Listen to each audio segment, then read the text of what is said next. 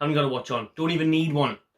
Welcome to the Newcastle Takeover roller coaster, which has seen more downs and ups lately, but hopefully we're about to reach the peak. We should be. Weeks on end now, they've been saying that, and it's the Takeover timescale as the weeks go by. It's Monday, expected done by Friday. Tuesday, there's doubts over the Takeover. Wednesday, new evidence is submitted why it's not going to happen. Thursday, doesn't matter, it's happening tomorrow. Friday, it's happening next week. Oh God, you just knew this was going to be the most painful, stressful thing ever during the most painful, stressful event in history for the past 100 years. The coronavirus, the Newcastle Takeover. Both combined, both a fucking shit show at the minute, both being long-winded. All the journalists are saying they've never known anything like it, they've never known it to take this long. Well, this is Newcastle United, and nothing is ever easy. So last night we'll run you through. Newcastle Takeover is in serious doubt as WTO rules private channel TV is Saudi.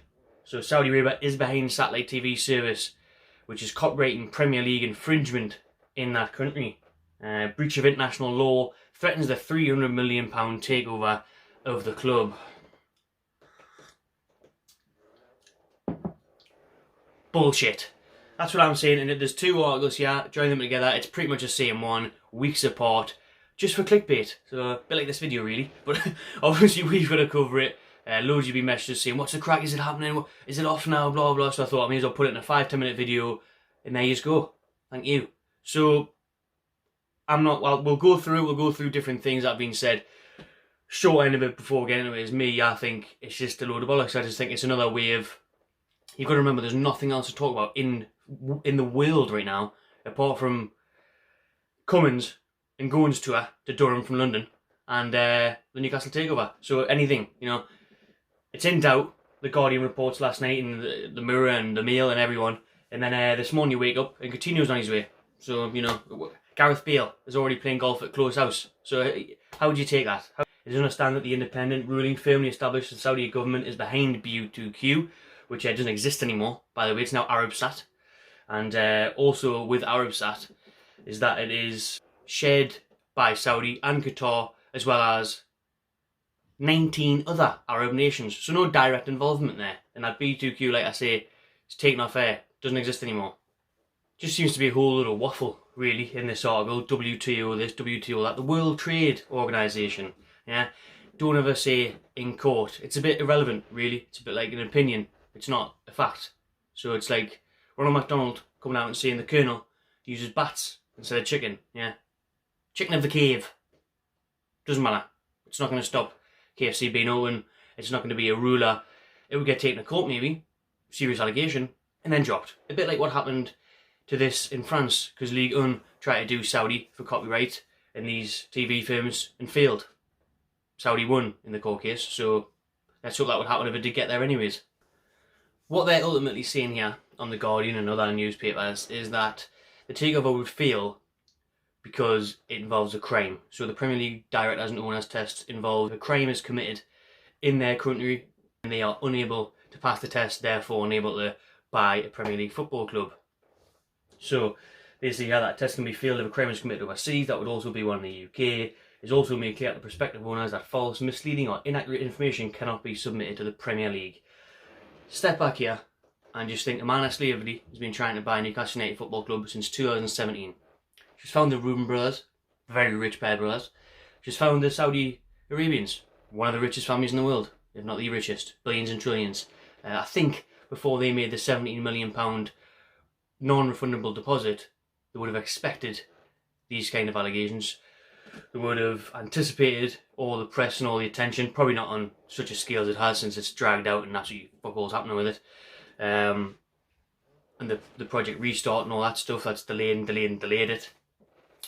But I'm sure, Stavely, these super intelligent businessmen and women and highly rich people, highly intelligent people would have anticipated all of this, expected it, knew it was coming, had it all covered, had it all nice and ready to eradicate once it came up. I'm sure that's why they're no comment, but they could probably come out with a quick reply and wipe it all away. But the kind of confidentiality reasons and all that, just as well as the Premier League interview the other week with Dan Rowan from BBC when he's trying to get answers out of him, wasn't really saying much, was he? Apart from the one I got out of that was that they're going to change the test after this one because it's it's a bit hit and miss. So good news for us. As long as we can get through it, whatever, change it whatever you like, mate. Don't care after that.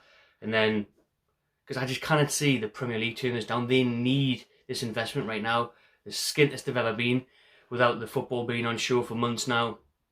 The new attention this is going to get worldwide, bringing an audience into Newcastle, into the Premier League, new challengers, new competition. It's exactly what the Premier League thrive off to make it the best league in the world. Get more better players in, better managers in.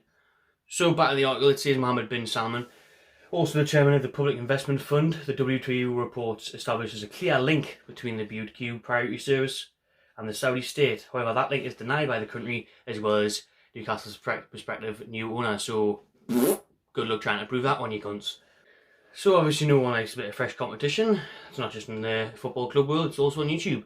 So they said that, you know, BTQ has been removed from Arabsat, but the legal set-top boxes from BTQ are still available all around the world, apparently. I've never seen one, have you? The president of La Liga urged the Premier League to consider the damage that their parent broadcast had caused the sport before deciding on the Newcastle takeover. So, didn't want to win the Champions League either, those Spanish whoppers. And then we'll get the usual human rights thing at the end of it, obviously not ignoring all that, but as Newcastle fans, it's about football. We didn't get to see Mike Ashley, we don't get to see Prince bin Salman, or anyone else who may take over that doesn't go through. We just want our football club back. For me, I just think it's a final roll of the dice by Qatar and by these other countries of propaganda against the takeover happening, but for me, last week we were only hearing that it's all green lights, it's all go, there's no ambers, there's no reds, so we're just waiting to go through them.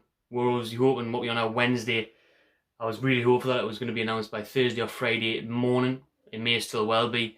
It's a hard one to call, like, because for me, I would have thought the Premier League would have came out and denied and blocked this by now. They've had this evidence. Although then on the other hand, why hasn't it been approved yet? You know, it seems like it's a really painstakingly long, drawn-out process. Just pray the end soon, like, because it's mentally draining, like, isn't it? A lot of people now saying, "Oh, it's not happening, it was never happening, blah blah," and you can understand, you can really understand fans saying that, so I'll understand that. That's in the comments, especially after last year and all the false dawns before. It's just always felt like this one's more real, this one's more closer. I mean, everyone said that, Keith Downey, everyone said it's never been this close before. I think it's just because of the whole COVID-19, the project restart for the Premier League, it's just taking ages. But remember, it can still take several weeks for a takeover to go through. This one feels like several months because we've been in lockdown. But just keep the faith and hopefully it's just around the corner. Next week, obviously, it's obviously next week now. So you got Jason Burt here from The Telegraph who says, last night, 14 hours ago, the Guardian story is written very strongly tonight and the reporter who did it is excellent, but his latest understanding is that this takeover is still going to go through eventually.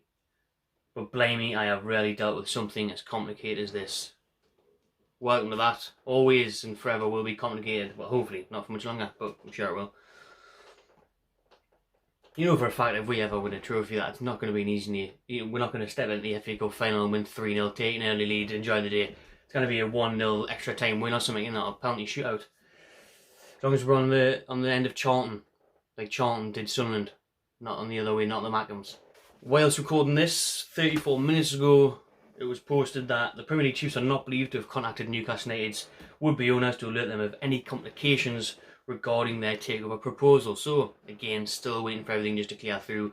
Hopefully it's the documents, hopefully it's the signatures and all that. And it's announced within the next few days, next week. Obviously, it's obviously next Friday now. It is understood that the process with the Premier League remains in the latter stages, and Amanda Stavely, the Reuben brothers, and Saudi Arabia's Public Investment Fund are still hoping for approval. So, honestly, he's taking the piss in this next week, because that's what we've heard for 5-6 weeks now. Next week's the week, next week's the week. Which week's the week? Next week. July now. No, hopefully, I mean, it's June the 1st on Monday. That was the date that everyone was listening for ages, wasn't it? I was thinking it was going to be end this week. As long as it gets done, man. I'm not even bothered if it takes till, you know, September. If we could just hear some information that, yes, it's going to be done, or there's an 80% chance it's going to be done, or whatever.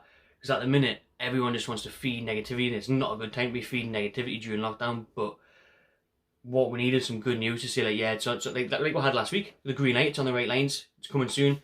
If someone could just come out, like, surely the Premier League have nearly done the checks, it's nearly approved, and they can get, I know it's the confidentiality thing, but it's just, the whole being in limbo thing is just doing me head in right now, as I'm sure it is everyone else's, but like I say, fingers crossed. So for announcement soon. Drop in the comments below what you think. Did this really hit a stumbling block last night? Is it going to happen? When's it going to happen? Or the can's still in the fridge? May not still in the fridge. Alright, cheers for watching everyone. Subscribe to my channel TV and enjoy yourself.